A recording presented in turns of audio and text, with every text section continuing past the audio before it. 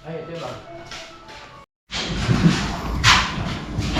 yung pinagmamasalin namin sa mga kisame. Ito yung A&B Marine Epoxy at meron siyang isang gasa para hindi siya magbitak o magkakrak.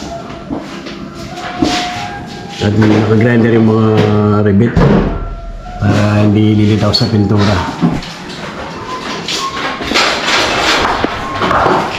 Ito yung ginagamit namin na pang masilya sa mga duplex.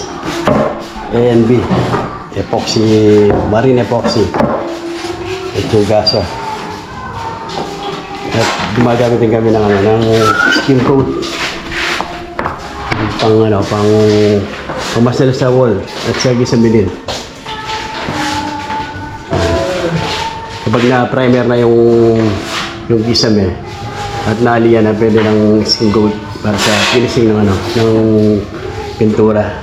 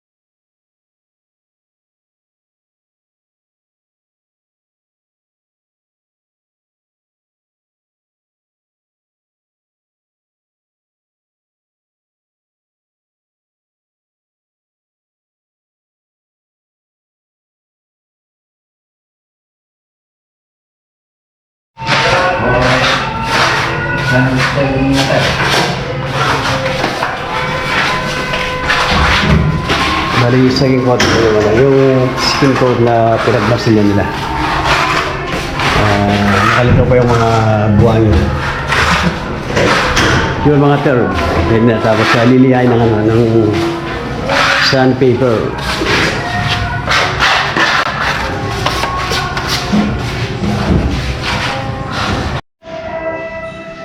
At naka-primer na yung ibang ng epoxy A&B. Pero babatangin pa ng ng buong masilya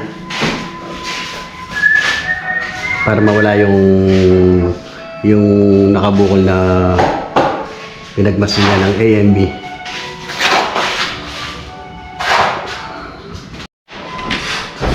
Wala, ito pala yung ilaw sa living area. Meron siyang electric fan. Isang fan na kasama. Dalawa ito. Dito sa kwarto. Ano na ilalagay dun sa gitna ng may design na gisame.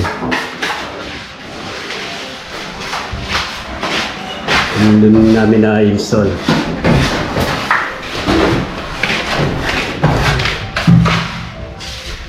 Kaya naka-prepare na lahat yung pagmasilya sa gisame at sa wall.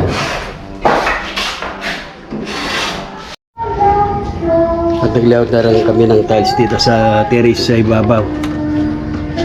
Second floor. Ito yung kulay ng mga tiles namin dito sa ginagawa namin project.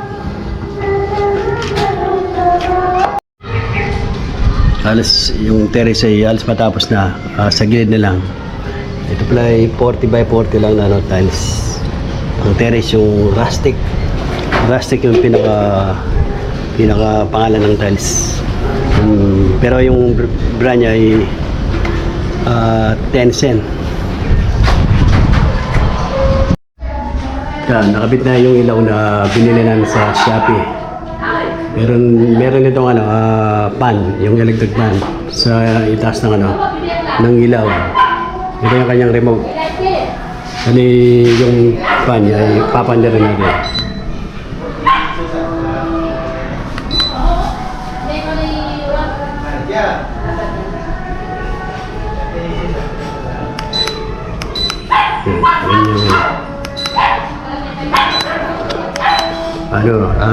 Tricolor din siya.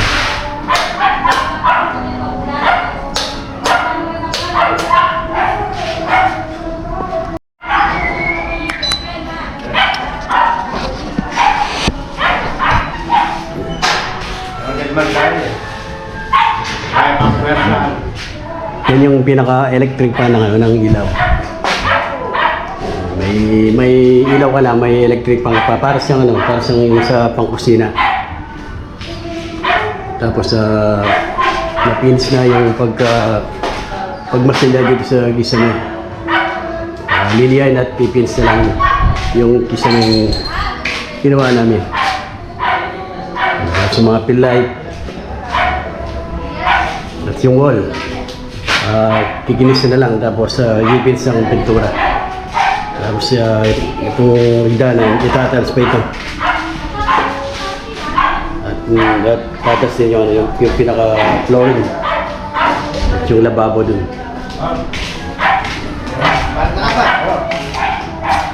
Yung lababo. Tapos sa CR.